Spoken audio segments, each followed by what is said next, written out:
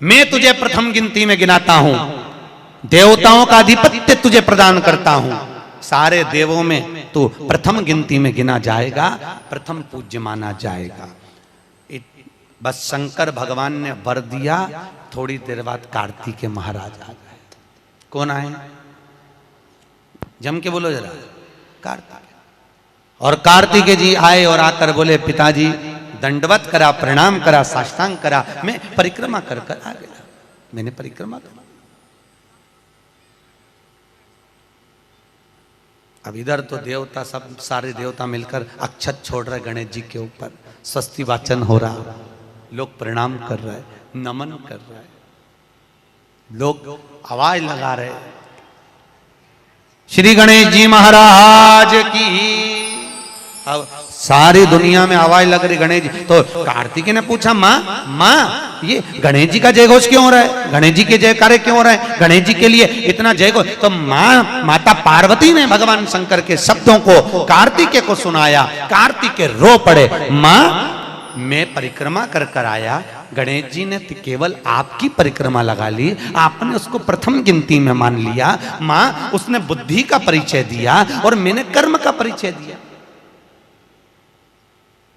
बुद्धि का परिचय, कर्म का परिचय।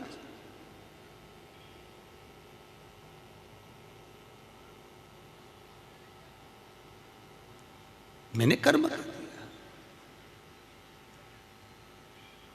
महाराज, व्यक्ति को उसके भाग्य का मिलता है कि कर्म का मिलता है? जल्दी बोलो। कर्म का। आपका क्या विचार है?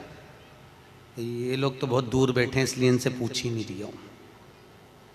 व्यक्ति को उसके भाग्य का मिलता है कि कर्म का मिलता है? पुरुषों से भी पूछने का मन है मेरा, भाऊ बोलो तो सही, कि उसके कर्म का मिलेगा कि भाग्य का मिलेगा? है दोनों का मिलेगा। मेरी माताएं जीजियां बिल्कुल सही कह रही है, दोनों का ही चाहिए। काय का? भाग्य का और कर्म का, ये दो हैं।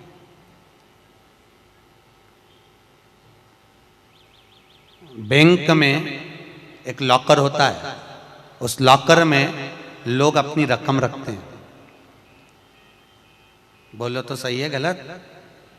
रखते हैं कि नहीं रखते? अपनी चेन, अंगूठी, मोबाइल, पर्स सब लॉकर के अंदर रखते हैं।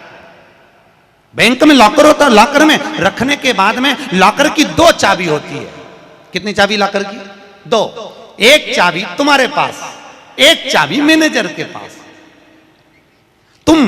तुम्हारी चाबी कितनी भी लगा लो, जब तक मैनेजर की चाबी नहीं लगेगी तब तक वो लॉकर, अरे बोलो जम के, नहीं खुलेगी। और बैंक का मैनेजर कितनी भी चाबी लगा ले, लॉकर खुलेगा क्या? नहीं, तुम्हारी चाबी लगना जरूरी है। उसी तरह तुम्हारी चाबी है कर्म की चाबी, तुम कितनी भी घुमा लो पर वो ताला नहीं खुल सकता जब तक मैनेजर मेरा शंकर अपनी भाग्य की चाबी घुमा कर नहीं जाए। इसलिए तुम कर्म करो, भाग्य की चाबी मेरा भोलेनाथ घुमाएगा, और कब क्या दे जाए तुम्हें मालूम ही नहीं पड़ पाएगा। इसलिए चाबी दोनों होना चाहिए, एक भाग्य की, एक कर्म की। दो चाबी होंगी लॉकर खुलेगा, अगर एक चाबी लगी तो लॉकर नहीं खुलेगा। चाबी। अब गणेश जी महाराज को भगवान कार्तिकेय महाराज बोल रहे हैं, मां मैं कर्म करने गया था, मैं परिक्रमा करने गया था, और यहां गणेश जी महाराज को तुमने प्रथम गिनती में बना दिया। मां ये क्या हुआ? माता पार्वती को गुस्सा तो बहुत आया, क्रोध भी आया। मां पार्वती की आंख में अश्रु भी भर गए महाराज, आंसू है माता पार्वती के नयन, अश्रु।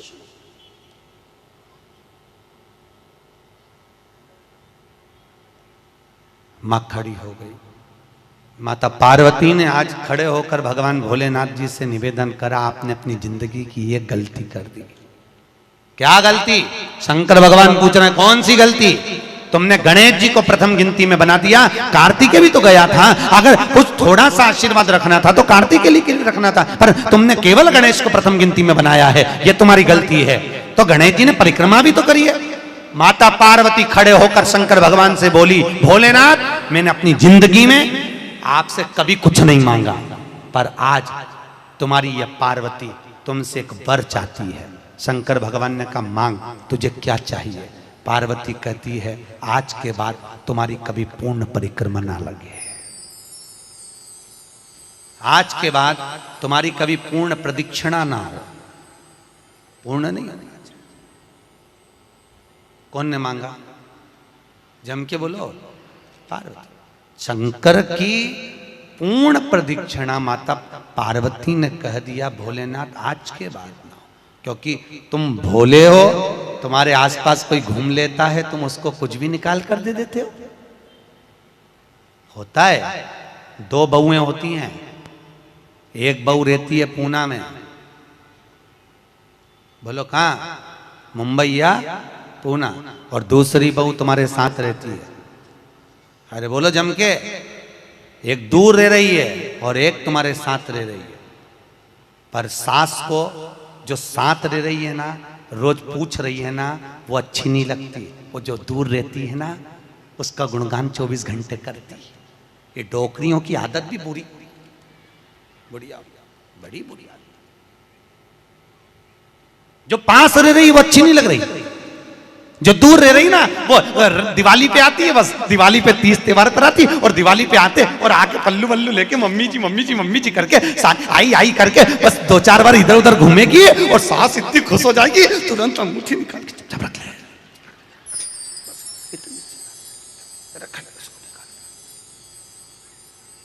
जो तुम्हारे पास में है वो बुरी लग रही है, वो चाय दे रही है, दूध दे रही है, बस बोलने में कभी कभी बोल देती है। अब बहुएं हैं बेचारी, हो जाता। एक सास बहू से कहती है, मैं सुबह 5 बजे उठती हूं, तू 4 बजे उठाकर। अब वो झगड़ा करते करते हमारे पास आ गए और हमारे पास आके बोली, गुरुजी ये मेरी सास मुझे परेशान करे। मैंने बोला, तेरी सास को क्या बोल रही है? तो क्या मैं 5 बजे उठूं तो बहू 4 बजे उठना चाहिए। तो मैंने कहा, अच्छी बात बोली, कोई दिक्कत वाली बात नहीं है। एक काम कर, बहू की उम्र है 20 साल, तेरी उम्र है 70 साल, तू 20 साल की बन जा, मैं भी इसको जगाना चालू कर देता हूं। जब तुम, वो कहते हैं ना, सास भी कभी बहू थी। जब तुम बहू थे, तुम भी खूब अलमस्त चकाचक सोते थे, और तुम्हारी सास पहले उठती थी। बुढ़ापे में नींद नहीं आती जीजी, नहीं आती। आती क्या? अरे बोलो तो, आती बुढ़ापे में नहीं। मनुष्य की उम्र, गधा की उम्र, कुत्ता की उम्र और उल्लू की उम्र बराबर थी। किस किस की? जम के बोलो। मनुष्य, गधा, कुत्ता, उल्लू। सबको पहचानती हो? ठीक है, सबकी उम्र बराबर है, 40-40 साल। मनुष्य पहले 40 साल का था, गधा 40 साल का था, कुत्ता 40 साल का था, उल्लू 40 साल का था। सबकी उम्र लेवल में बिल्कुल बराबर थी। भगवान क्या देर अंधेर कुछ ये ऊंचा नीचा लेवल अपने यहाँ चले, भगवान क्या नहीं चले। भगवान ने सबकी उम्र 40-40 साल रखी, सबकी उम्र 40। एक दिन गधा भगवान के पास में आया और गधे ने भगवान से आकर कहा, अरे भोलेनाथ। भगवान शंकर ने पूछा, क्या हो गया? महाराज, हमारी उम्र 40 साल की दे दी, हम लोगों का बोझा ढोते रहे, लोगों का वजन ढोते रहे, महाराज हमारी उम्र बिल्कुल आधी कर दो, बिल्कुल आधी, हमें इतनी लंबी उम्र नहीं चाहिए। भगवान ने कहा, ठीक है गधा, आज से तू 20 साल का। गधा कितने साल का हो गया? अरे जम के बोलो, 20 साल का। थोड़ी देर बाद मनुष्य, आवाज सेट करो, मनुष्य, इको खत्म हो गया, डिले नहीं आ रहा। मनुष्य, और थोड़ी देर बाद में मनुष्य भगवान के पास पहुंचा। भोलेनाथ आगे वापस आ गया, मनुष्य पहुंचा और भगवान के पास जाकर बोला, भोलेनाथ। भगवान शंकर ने पूछा, अब तुझे क्या हो गया? भोलेनाथ, 40 में मेरा क्या होगा प्रभु? भगवान ने कहा, गधे की बच्ची है, कितने साल बचे हैं? 20। मनुष्य कहा दे दो प्रभु, भगवान ने कल ले जा। कितने का हो गया? जम के बोलो 60 का। थोड़ी देर बाद कुत्ता आ गया। कुत्ता शंकर जी से बोले भोलेनाथ, शंकर भगवान ने पूछा तुझे क्या हो गया? महाराज 40 साल की उम्र दे दी, लोगों के दरवाजे पर बैठा रहूं, दरवाजे पे बैठकर झूठन चाटूं, दरवाजे पे बैठ के रोटी खाऊं, दरवाजे पे दुम हिलाऊं और दरवाजे पे से चिल्लाऊं महाराज मेरी उम्र कम कर दो। भगवान ने कहा ठीक है कुत्ता, आज से तू 20 साल। थोड़ी देर बाद मनुष्य फिर आ गया। भोलेनाथ 60 में क्या होगा? भगवान ने कहा कुत्ता की बच्ची है कि चल जाएगी, ले जा। कितने का हो गया? 80। थोड़ी देर बाद उल्लू आया। उल्लू ने आकर कहा भोलेनाथ, भगवान शंकर ने पूछा तुझे क्या हो गया? महाराज 40 साल की उम्र दे दी, रात रात भर जगता रहूं, पेड़ पे टंगा रहूं, रात रात भर मुझे नींद नहीं आती भोलेनाथ, मेरे को रात भर चौकीदारी करना पड़ती, रात भर पेड़ पे बैठा रहता हूं, रात भर वृक्ष पर बैठा रहता हूं, मेरी उम्र कम कर दो। भगवान ने कहा कितनी कम कर दो? बिल्कुल आधी कर दो। भगवान ने उल्लू की उम्र आधी कर दी। कितने साल का हो गया? 20 साल का। थोड़ी देर बाद मनुष्य आ गया। मनुष्य आकर बोला अरे भोलेनाथ, शंकर भगवान ने पूछा क्या हुआ? 80 में मेरा क्या होगा? भगवान ने कहा उल्लू की बच्ची है, चलेगी कि ले जा। कितने का हो गया? 100 का। अब तुम खुद देखो 40 वर्ष तक मनुष्य अपनी जिंदगी को सही जीता है। कितने साल? जम के बोलो जरा। 40 साल तक मनुष्य अपने जीवन को सही जीता है। खूब खाता, आराम से पचता, खूब डेंटिंग पेंटिंग सब चकाचक, कपड़े मपड़े सब जोरदार, रकम मकम सब पहने, खूब अच्छा लगे। क्योंकि 40 वर्ष की जिंदगी तुम्हारी है तो 40 साल तक मनुष्य अपने जीवन को सही जीता है। 40 के बाद किसकी लगी थी? जम के बोलो गधे की। तो 40 से 60 तक मनुष्य गधे जैसा बोझा ढोता है। बच्चों को बड़ा करना है, शादी करना है, मायरा भरना है, परिवार को पालना है, तो बोझा ढो रहा है। जैसे गधा बोझा नहीं ढोता, ऐसे 60 तक बोझा ढोया। 60 के बाद उम्र किसकी लगी? कुत्ता की। जब 80 की उम्र में आता है तो कुत्ते को दरवाजे पे रखा जाता है। जब तुम्हारी 80 की उम्र होगी तो घर के लोग कुर्सी डाल के, खटिया पलंग दरवाजे के पास हॉल में बिठा देंगे, वहीं बैठे रहे। और रोटी भी दरवाजे के पास, चाय भी दरवाजे के पास, क्योंकि कुत्ते को अंदर परमिशन नहीं है। और कोई भी मिलने आया तो वहीं से चिल्लाया, वहीं से आवाज लगा रहा, क्योंकि कुत्ते की उम्र लगी है। वहीं से अब कुत्ते के बाद में 80 के बाद 80 से 100 उल्लू की। डॉक्टर साहब क्या गई? डॉक्टर साहब मुझे रात में नींद नहीं आती। डॉक्टर साहब ने टेबलेट दे दी, नींद की गोली दे दी, डॉक्टर साहब ने इंजेक्शन लगा दिया। कितने भी अच्छे अच्छे डॉक्टर को दिखा लेना, पर 80 से 100 साल की जब उम्र होगी, डॉक्टर को क्या मालूम कि किसकी लग गई। शिव महापुराण कहती है 80 से 100 में कितनी भी दवाई खाओ, कितने भी इंजेक्शन लगवाओ, पर रात्रि को नींद नहीं आएगी। गोली खा भी लोगे तो रात के 1:30-2 बजे तक चकाचक सोएगी, 2 बजे के बाद उल्लू जैसी बैठी रहेगी। 2 बजे के बाद कितना भी खाओ, कितनी भी दवाई खाओ, कितने भी अच्छे डॉक्टर को दिखाओ, पर 80 से 100 में जाग रही। आधी रात को जागे, बहू के मम्मी सो नहीं रही, आई सोई नहीं, आई के मारे नींद ही नहीं आई। अब इसके कौन समझाए? उल्लू की लगी, कौन समझाए इसके? 80 से 100। अपन तो सब कथा छोड़ो, अपन अपनी कथा पे आओ। चलो महाराज, तो जो बहुत दूर रहती है ना वो अच्छी लगती है, जो पास में रह रही दूर के ढोल सुहावन, ठीक नहीं है, श्रेष्ठ नहीं है। भागवत ज्ञान गंगा यज्ञ समिति वालों, काय श्रेणी की कथा 10-15 मिनट ज्यादा हो जाए तो कोई दिक्कत तो ना है? हाँ, क्या विचार है तुम्हारा? नहीं, अगर खाना हो तो मैं तुम अक्षतम किस्म कर दूं, मारे कहीं मिर्ची का ठेसा तैयार, अपने कहीं कर। आमठी न चावल। आज तो खूब चक निपटा। अगला प्रश्न है, तो ये प्रदक्षिणा का प्रश्न है। अगला प्रश्न, शिवलिंग की पूजा करने के लिए शिवलिंग को घर में कहां रखें? जहां तुम्हारी मर्जी हो। अब ये तो भगवान शंकर को पूजा घर में रखो ना, जहां पूजन होती है, जहां देवता बैठे हुए वहां रखो।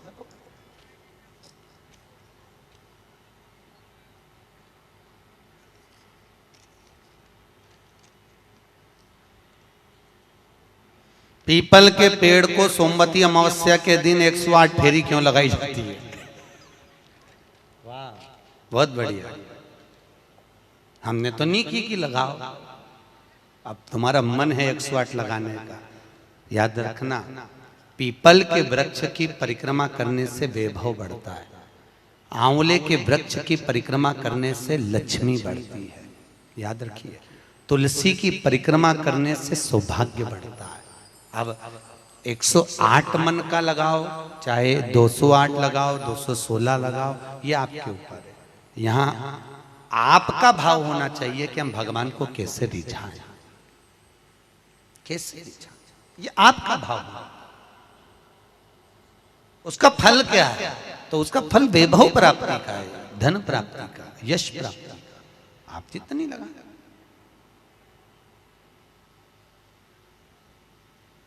ऋषभदेव जी के पुत्र श्री भरत जी महाराज अपनी योनि से छूटे तो हिरण की योनि में गए। हिरण की योनि पाने के बाद श्री ऋषभदेव जी के पुत्र जो भरत जी थे, हिरण की योनि में आने के बाद में, हिरण की योनि पाने के बाद भरत जी को लगा कि मैं इस हिरण की योनि में पड़ गया हूं, इससे मुक्ति कैसे मिलेगी? तो हिरण की योनि में आने के बाद भरत जी महाराज पीपल के वृक्ष के नीचे जो संत बैठे हुए थे, उनकी 108 परिक्रमा करते थे हिरण की योनि में। तो हिरण की योनि के 108 परिक्रमा कर रहे थे। उस दिन थी सोमवती अमावस्या का दिन, जिस दिन हिरण की योनि से परिक्रमा करते करते भरत जी महाराज छूट गए थे और वापिस मनुष्य की योनि में आ गए थे। ये 108 परिक्रमा का फल है। ऋषभ जी के पुत्र हिरण की योनि से छूटकर परमात्मा की भक्ति को मनुष्य देह मिल गई। शायद हो सकता है हम मानव की देह में हैं और मनुष्य की देह में आकर अगर हम भगवान की 108 परिक्रमा लगाते हैं, हम भगवान का भजन करते हैं, 108 परिक्रमा के अंतर्गत हम डूबे रहते हैं, तो हो सकता है मनुष्य की योनि से छूटकर हम देव योनि में चले जाए, भगवान की परास प्राप्त हो जाए। मां तो शास्त्र कह रहा है, अंजना माता गौतम बाबा से कहने पर शंकर की आराधना कर रही है। और आराधना करी माता अंजना ने, शिव जी की आराधना करी, शंकर की जब आराधना करी, शंकर का अभिषेक करा, भगवान भूत भावन प्रसन्न हो गए और शंकर भगवान ने उसी समय माता अंजना को वर प्रदान करा, तो चिंता मत कर, तेरे घर में पुत्र होगा। पुत्र, तू क्यों चिंता कर? भगवान शंकर जब भी देते हैं, छप्पर फाड़ के देते हैं। भगवान कृष्ण के यहाँ कितने बच्चे दिए? 1,77,086। अब अंजना माता के यहाँ भगवान संतान दे रहा है। भगवान अंजना माता के यहाँ हनुमान जी महाराज कितने भाई थे? माता अंजना के गर्भ से जो संतान हुई थी, हनुमान जी महाराज सगे भाई कितने थे? हनुमान जी कितने भाई? अरे बोलो तो सही, हनुमान जी भाई कितने हैं? सगे भाई कितने हैं हनुमान जी महाराज? तो अंजना माता ने जब भगवान शिव की आराधना करी, शंकर की जब आराधना करी, तब भगवान शंकर प्रसन्न हुए। समय बीता, माता अंजना के गर्भ में भगवान शंकर के तेज पुंज को पवन देव ने ले जाकर माता अंजना के गर्भ में स्थापित करा। स्थापित करने के बाद पूर्णिमा के दिन, चैत्री पूर्णिमा के दिन, भगवान अंजना माता के गर्भ से शंकर का ही एक अवतार श्री हनुमान जी महाराज प्रकट हुए हैं। महाराज श्री हनुमान जी महाराज की। हनुमान जी सगे भाई हैं 6। कितने भाई हैं? 6 सगे भाई। सबसे पहले नंबर हनुमान, फिर गतिमान, केतुमान, धृतिमान, यतिमान, ऐसे हनुमान जी महाराज के 6 भाइयों का क्रम वर्णन किया गया। कितने भाई हैं? 6। हनुमान जी महाराज का एक भाई है जिसका नाम है गतिमान। क्या नाम है? गतिमान। और जिसके यहाँ पर फैक्ट्री हो, किसी भी तरह की फैक्ट्री हो, चाहे वो नट बोल्ट की हो, पानी की हो, किसी भी तरह की फैक्ट्री हो, अगर फैक्ट्री में जरा सी भी तकलीफ आती है तो हनुमान जी महाराज के उल्टा पांव, लेफ्ट पांव के नीचे का सिंदूर लाकर गतिमान का नाम लेकर अगर फैक्ट्री पर स्वस्तिक बना दिया जाता है तो वो फैक्ट्री धड़ाके से चलना चालू हो जाती है, कभी खराब नहीं होती, कभी परेशान नहीं करती। महाराज गतिमान, हनुमान जी के 3रे नंबर का भाई गतिमान का नाम। ये जो राजनेता होते हैं ना, जब चुनाव लड़ने के लिए जाते हैं और उन्हें विजय प्राप्त करना है तो विजय पाने के लिए वो एक ही काम करते हैं। हनुमान जी के 3रे नंबर का भाई गतिमान, उस गतिमान के नाम से जो व्यक्ति युद्ध करने के लिए जा रहा है या विजय पाने के लिए जा रहा है, अपने बराबर का लच्छा जानते हो, नाड़ा मोली, उसको नाप कर गतिमान के नाम से लपेट कर हनुमान जी के मंदिर में रख देता है और उस मोली को फिर अपने हाथ पर बांध लेता है तो वो हार नहीं सकता, विजय ही प्राप्त करेगा। गतिमान का इतना प्रभाव है, चाहे कुछ भी। गतिमान है, वो नीचे नहीं गिरने, उसकी प्रखरता। गतिमान श्री हनुमान जी महाराज का प्रागट्य हुआ। अंजना माता के गर्भ से श्री हनुमान जी महाराज प्रकट हुए। पवन तनय संकट हरन मंगल मूर्त रूप, राम लखन सीता सहित हृदय बसौ सुर भूप। श्री हनुमान जी महाराज प्रकट हुए। देवताओं ने पुष्पों की वृष्टि करी, गंधर्व गान करे, अप्सरा नृत्य करी, चारों तरफ सुख समाहित हुआ। श्री हनुमान जी महाराज की। हनुमान जी महाराज प्रकट हुए। प्रबल रावण को मारने में सबसे ज्यादा सहयोग किसने करा था? अरे जम के तो बोलो, हनुमान जी। पूरी पृथ्वी पर सबसे ज्यादा मंदिर किसके हैं? बोलो तो हनुमान के। अपने करमाला में तुम गिनना, अगली बार आऊंगा तो पूछूंगा। अगर अगली बार भागवत ज्ञान गंगा यज्ञ समिति ने मान लो बुलाया तो पूछूंगा आपसे आके कि करमाला में कितने हनुमान जी के मंदिर हैं और राम जी के मंदिर कितने हैं। राम जी के मंदिर अगर 5 होंगे तो हनुमान जी के मंदिर 20 होंगे। हर जगह पर हनुमान मिल जाएंगे, हर जगह, कहीं पीपल के नीचे, कहीं कहीं बैठे हुए, कहीं कहीं बैठे, हनुमान ही हनुमान, ढेर सारे हनुमान। आखिर हनुमान जी के मंदिर ज्यादा, राम जी के मंदिर कम क्यों? नहीं तो राम के मंदिर ज्यादा होना चाहिए, हनुमान के मंदिर कम होना चाहिए। पर हनुमान के मंदिर ज्यादा इसलिए हुए क्योंकि हनुमान जी ने राम जी की इतनी सेवा करी कि भारत की भूमि पर सेवा पुजा गई, इसलिए हनुमान जी के मंदिर ही मंदिर बन गए। मंदिर तुम्हारे भी बन सकते हैं अगर तुम सही से माता पिता की सेवा करो तो। मंदिर बनने में देरी नहीं लगी, तुम करो तो मंदिर बन जाए। रावण को मारने में सबसे ज्यादा सहयोग किसका था? अरे बोलो जम के, हनुमान जी का।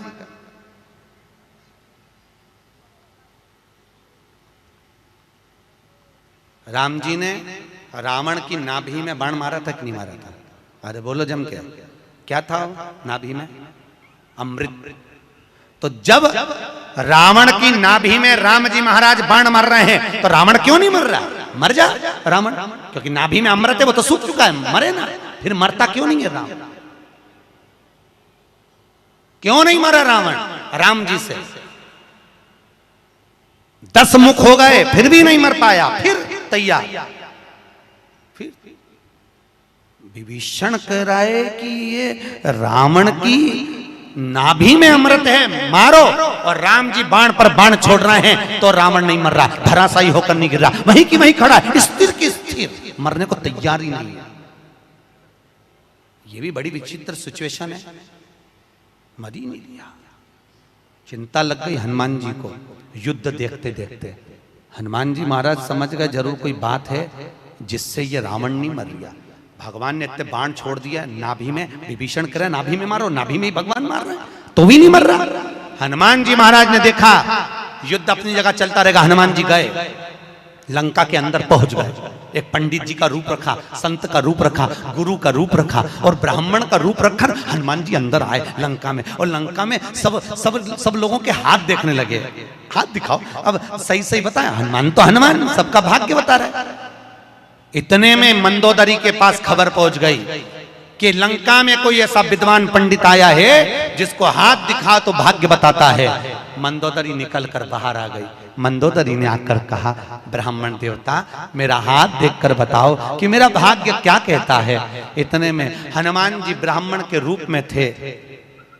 हनुमान जी ने कहा, पंडित जी बोले ब्राह्मण के रूप में, हनुमान जी बोले तेरे पति के ऊपर काल मंडरा रहा है और तेरा पति मरने को तत्पर खड़ा है। पर सुन ए स्त्री, तेरा पति इतनी जल्दी नहीं मर सकता, क्योंकि तेरे पति के पास जरूर कोई राज की बात है। इतने में मंदोदरी बोली, पंडित जी आपने बिल्कुल सही कहा, एक ऐसी राज की बात है, मेरा पति मर ही नहीं सकता। हनुमान जी तुरंत बोले, वो राज की बात या तो मैं जानता हूं या तू जानती है। इतने में मंदोदरी बोली, पंडित जी बिल्कुल सही बात है, जब मेरे पति रावण ने तप करा था, ब्रह्मा जी से वर मांगा था, तो ब्रह्मा जी ने कहा मांग तुझे क्या चाहिए, तो रावण ने कहा कि मैं अमर हो जाऊं, तो ब्रह्मा जी ने कहा ऐसा नहीं हो सकता, तो रावण ने कहा मेरी नाभि में अमृत दे दो, रावण को अमृत दे दिया। तब रावण ने कहा इतने में संतुष्टि नहीं होगी, एक वर और दीजिए, मुझे एक ऐसा बाण दो जिस बाण के लगने से नाभि में अमृत सूखे और मैं मरूं।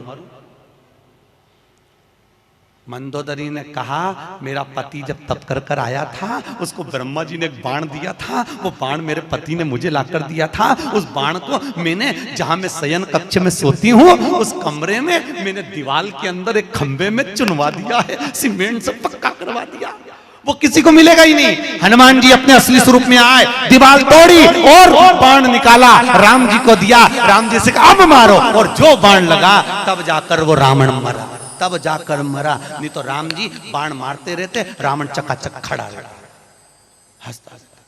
वो तो राम और हनुमान।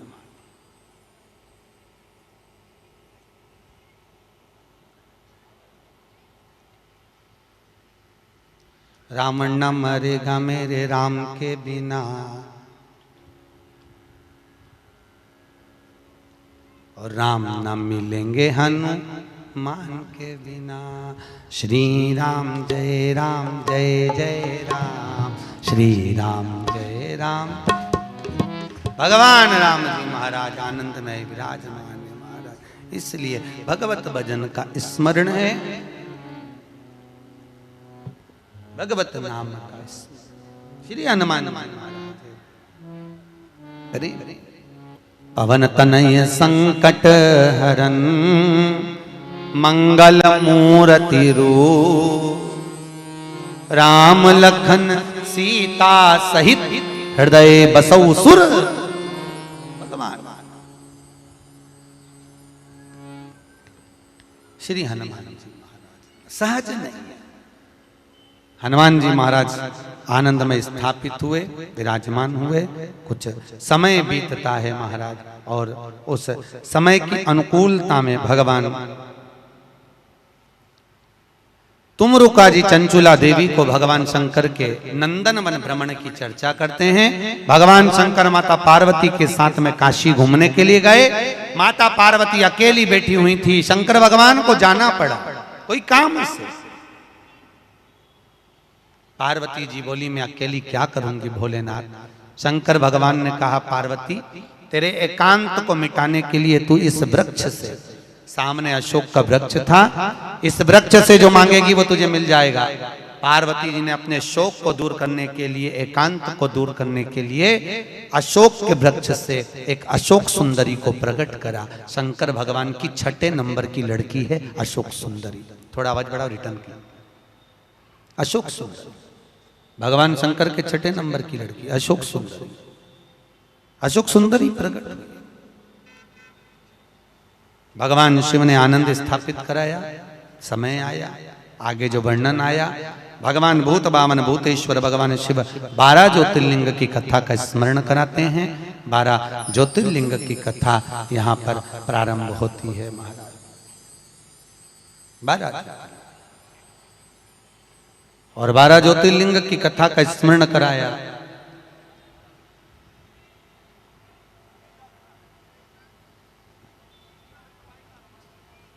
मुख्य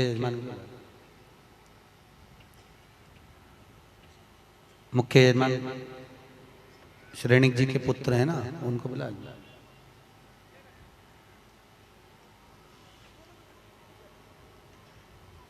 दस मिनट श्रेणिक जी जो मुख्य यजमान है रोज पूजन में बैठे हैं, आपके पुत्र और बहू, उनको 5 मिनट 10 मिनट के लिए बुला दो, जोड़े से बिठा दो उनको सामने।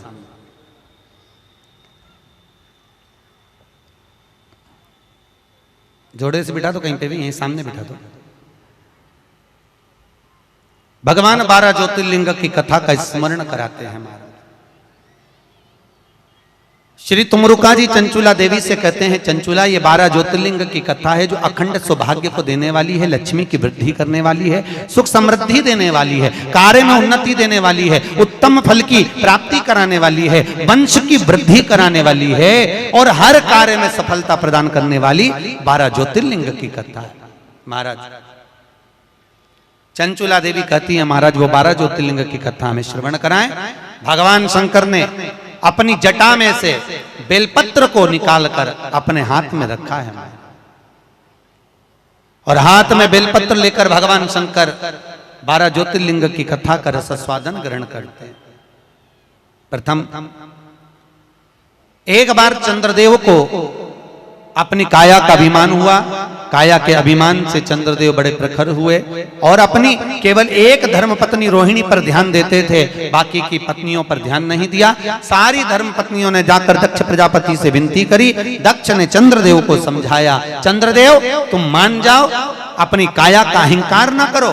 चंद्र मानने को तैयार नहीं, रोहिणी पर आसक्ति ज्यादा थी।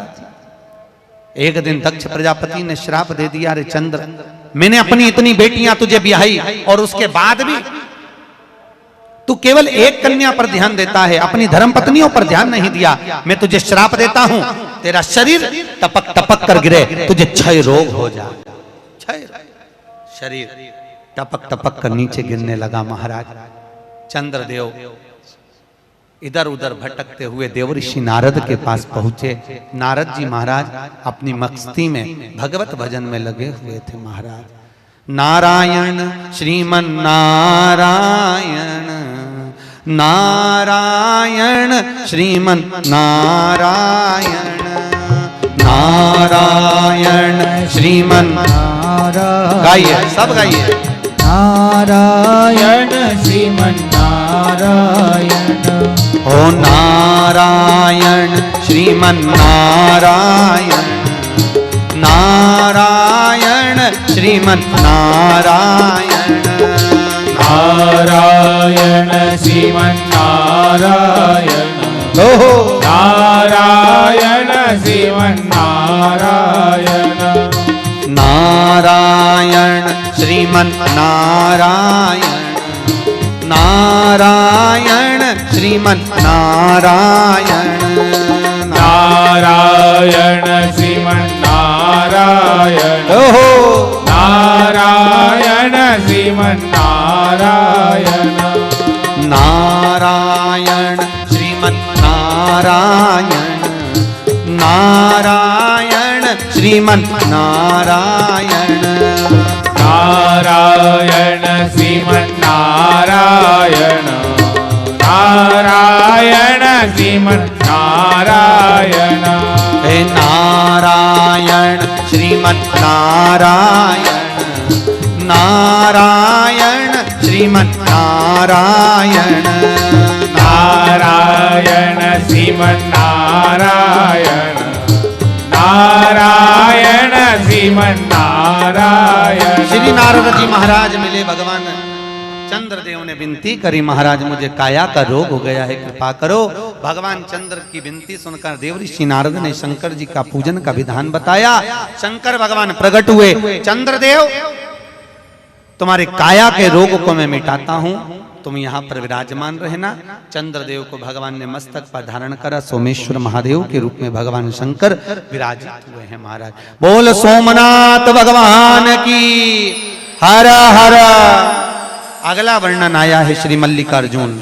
कार्तिकेय अपने माता पिता से रुष्ट होकर श्री शैलम पर जाकर बैठ गए, जहां बैठकर उन्होंने तप किया।